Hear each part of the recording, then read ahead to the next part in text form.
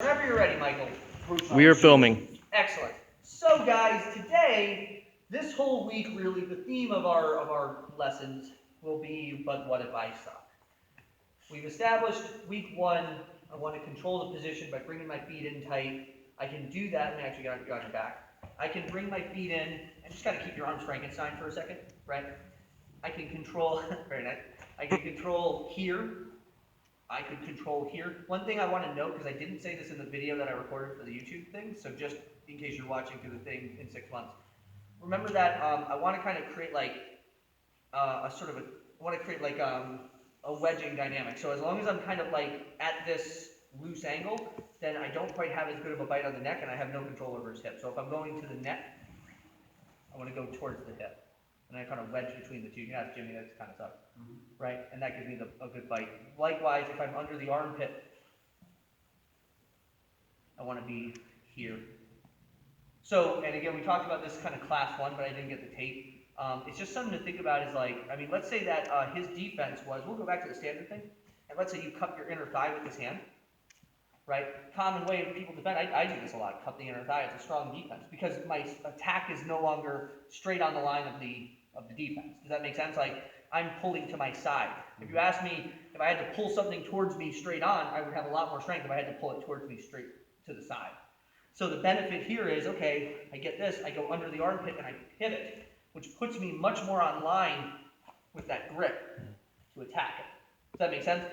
So we start to think about different ways I can control. So we established that. We established how the weakest point of contact, grab any defensive grip, is always going to be the hands. If I try to beat him at the arms, you know, that's going to be kind of a problem. There's a lot of different things he can do. The weakest point of contact is always going to be the hand. So if I want to break his grip here, if I just start fighting at these hands, it can make a lot of things happen. That doesn't mean that he can't re-hand fight, right? I break this, maybe he tries to re-grab, I'm breaking this, he's re-grabbing and all this, but like the work here is keep isolating. The real money is in, can I isolate the hand while I freeze the support grip? Does that make sense? So we talked about this, say hug inside that bicep like that, right? So we talked about how if I'm here, what I want to do is go to the wrist, and then I want to push this knee in. So as I'm pulling his hand sort of over, I'm pushing his bicep toward. You see what I'm saying? Does that make sense, guys? So kind of dual pressure here. But we understand I have to control something. We understand that I have to break the grip. Sometimes you're just a garbage pail person, and he's here, he pushes my leg off his face, he does a big sit-up, and if I'm stupid, he gets right into my guard, or worse, some horrible thing happens. Oh my goodness, my gosh! And you're just embarrassed. For the whole family, your kids are crying on the sidelines, just a single tear falling down their cheeks, you know, right? Rough day. Then you walk off the mat, they're like, Dad, why did you let us down? They say that right to you. Like that's I've watched it happen. I've seen it. Someone has that armbar, they're on the cusp of glory, and they just let down their whole family. They have to walk home after that. The whole thing. So today we start addressing specifically this instance. What if he pushes my leg off his face, and what if I find myself dealing with a person who's sitting up into me? Okay? The first thing we have to characterize or address is what not to do. So we go back. If I try to beat this, let's say you throw the leg off the face, go really slow sitting up, if I try to get my leg over his face, guys, does this look like a winning situation to you? No. What are the odds, you think, with Jimmy leaning all of his weight forward, that my leg this far extended away from him is going to push him backward? Very slim, right? Now we have options, we'll be talking about this on Wednesday, where I can take him back. We'll get into that Wednesday.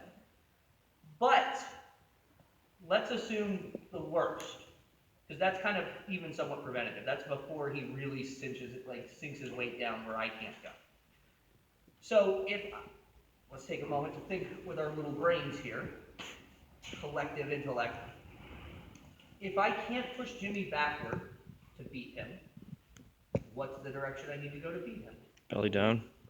Belly down, right? I have to go with him. Why would I try to defend this and prevent it from happening when the odds, when I am not in a good position to accomplish that, right? If he's gonna go, if he's going up, okay, he's gonna go up. How do I make that a bad idea, right? Question we must always ask. How do I make their decision a bad idea? Forget, how do I stop it from happening? Sometimes you can, but if it's gonna happen, man, I don't wanna like hyperextend my leg trying to do it. Let's make it a bad idea. For those of you who are on Friday, you guys got a little bit of a preview of some of the movements we're gonna use, so credit to y'all. But, we're in the armbar, okay? He throws the leg off to the face, he does this big sit-up. As he goes, I'm following. Sometimes even you can just take the back. Right? Oh yeah. Sometimes the back exposes itself, but the problem is if he gets all the way to his knees like this, so let's actually go back and pace. What works is, once again, if I'm early to the punch, he does a big sit-up, and I go right. I feed him to the back. However, if, and this should look familiar to you guys, he does a big sit-up, if he gets to his knees at this point, what's he going to do right now? Right. Smashing me back over. So that doesn't mean I can't get up and get to my back now, but it means that it's going to be a dogfight, and he has momentum on his side.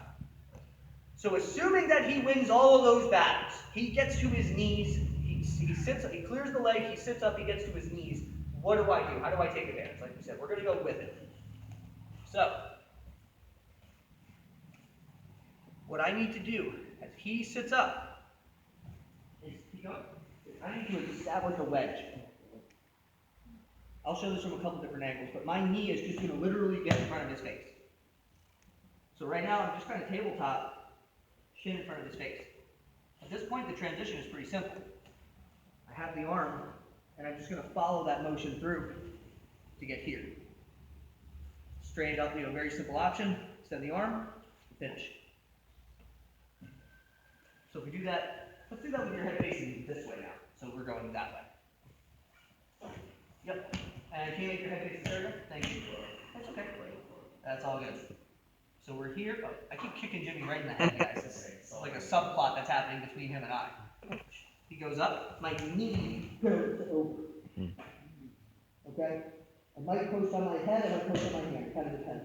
From here, this leg extends through. I hit it under. I should have my shin against his neck, my foot hooking behind his neck here. Do you see that, guys? From here, I slide out to the hand, and I extend for the finish. So it's not a super complicated motion, but the key is like, you got to get those hips over, right? So I'll do this invisible opponent, and then Jim, I'll show this with someone else.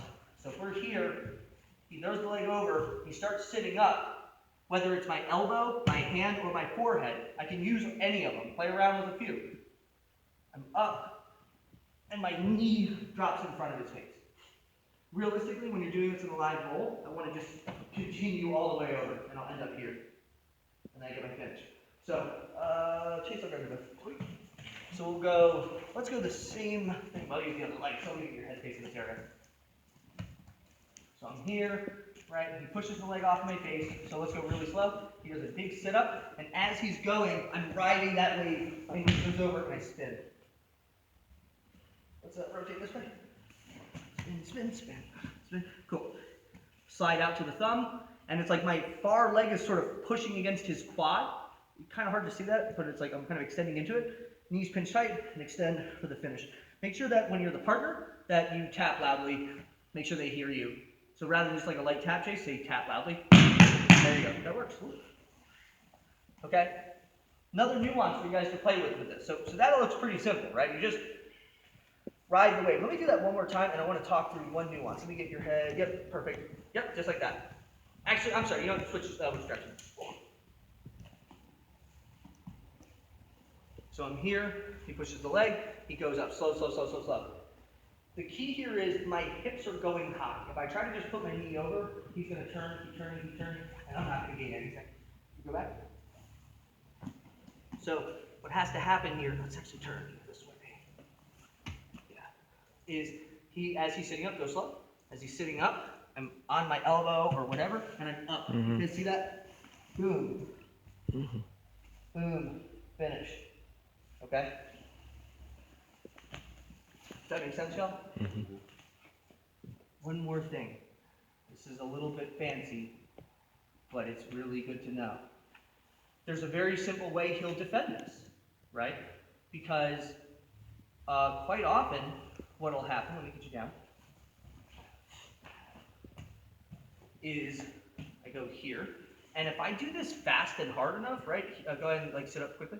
It's like if I go, I'll just like bomb him over, right? So he sits back up. I can just keep doing this. I actually had a match once in a scrimmage where I was wrestling this guy.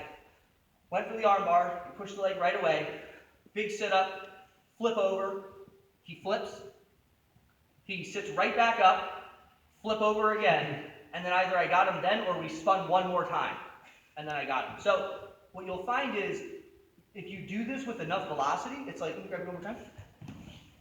If you do this kind of quickly, you'll kind of force them to the front roll.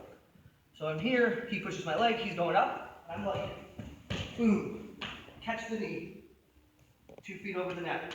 Here's my finish. You see what I'm saying? Like, I want to catch that leg so that he can't sit back up. But even if he sits back up, keep tumble drying. Does that make sense, y'all? Yes, sir. Excellent. Let's put it around it. 1, 2, 3.